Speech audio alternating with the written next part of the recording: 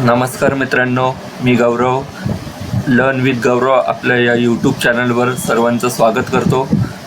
आज आपण बघणार आहोत बँकिंग रिलेटेड जनरल नॉलेज, म्हणजेच बँकिंग रिलेटेड जे करंट अफेअर्स आहे तर आपण ते आज अभ्यासणार आहोत. आपल्या PDCC बँकेच्या पहिला जो टॉपिक आहे तोच बँकिंग व सहकार आहे. तर सहकाराचे आपले 2 भाग लेक्चर झालेलं आहे.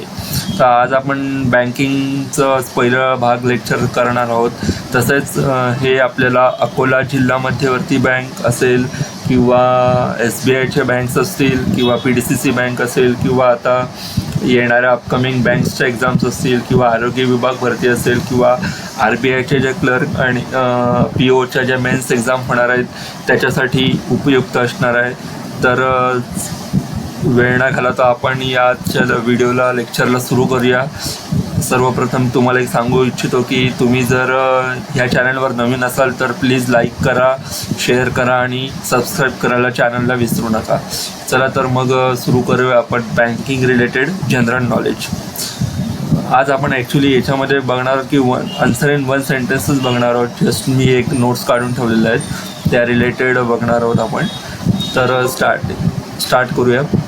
The oldest commercial bank is in the country, state bank of India SBI is celebrating 66th year on 1 जुलै. म्हणजेच काय, तर आपली जी स्टेट बँक इंडिया आहे, जी ओल्डेस्ट कमर्शियल बँक आहे, तिने नुकतंच 1 जुलैला 66वा वर्धापन दिन त्यांचा सेलिब्रेट केलेला आहे. लक्षात ठेवा.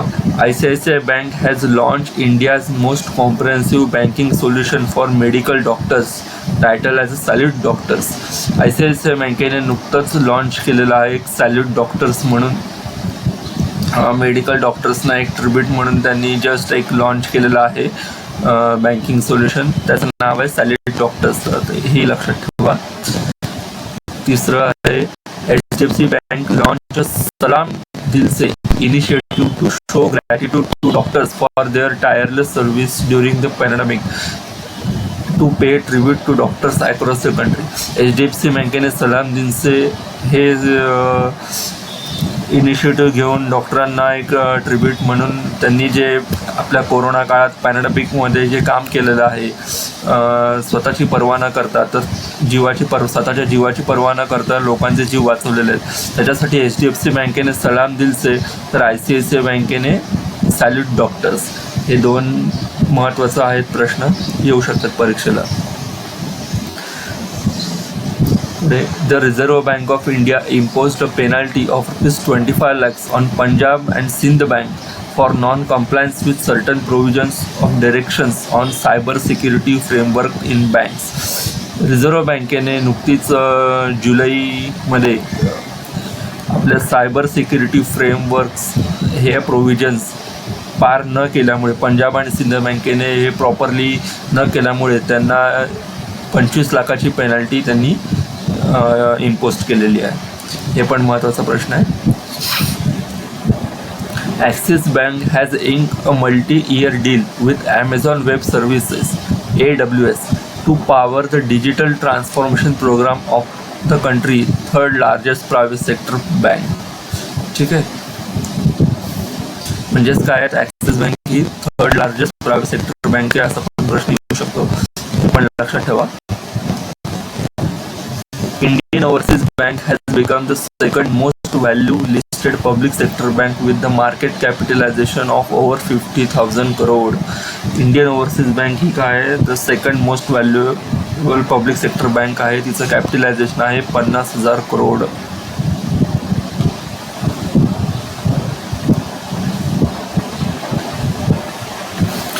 The country's 3rd largest private lender Axis bank, मगाशी सांगितल्याप्रमाणे 3rd largest private sector bank Axis bank has sign MOU with the Indian army offering defence service salary package under its power salute initiative. The benefits of the MOU will cover both serving defence personnel as well as defence pensioners. म्हणजेच काय, तर axis बँकेने Indian आर्मीसोबत एक MOU sine केलेलं आहे. त्याच्यामध्ये डिफेन्सचे जे personal आहेत, म्हणजे जो स्टाफ आहे आणि जे पेन्शनर्स आहेत, त्यांना नक्कीच त्याचा फायदा होणार आहे. तर त्यांचं सॅलरी पॅकेजचं नाव आहे power salute initiative. Power salute म्हणून एक त्यांचं पॅकेजचं आहे सॅलरी पॅकेज. ठीक आहे, त्यांना एक ऑफर केलेली आहे इंडियन आर्मीला. The reserve bank of India has launch the RBI retail direct scheme for retail investors through which they can directly buy and sell government securities both primary and secondary.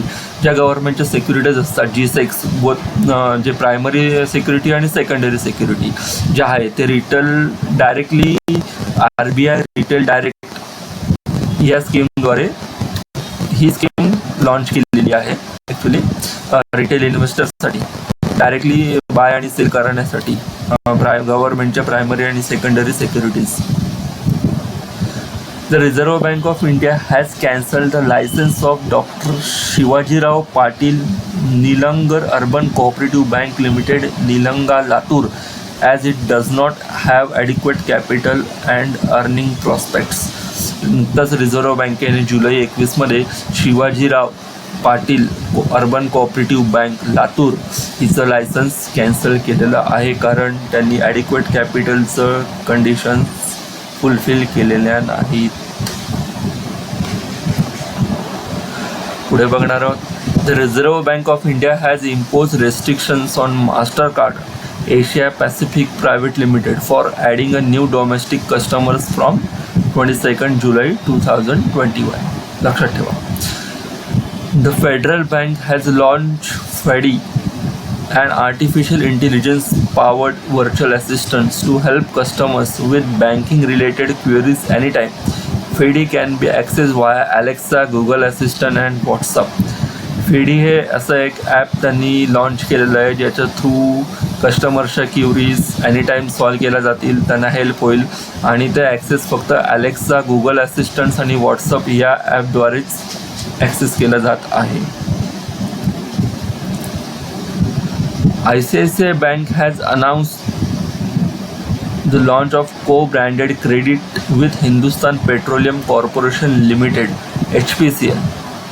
Hindustan petroleum corporation लिमिटेडचा full short form आहे HPCL to enable users to get benefits and reward points for using multiple credit cards in one.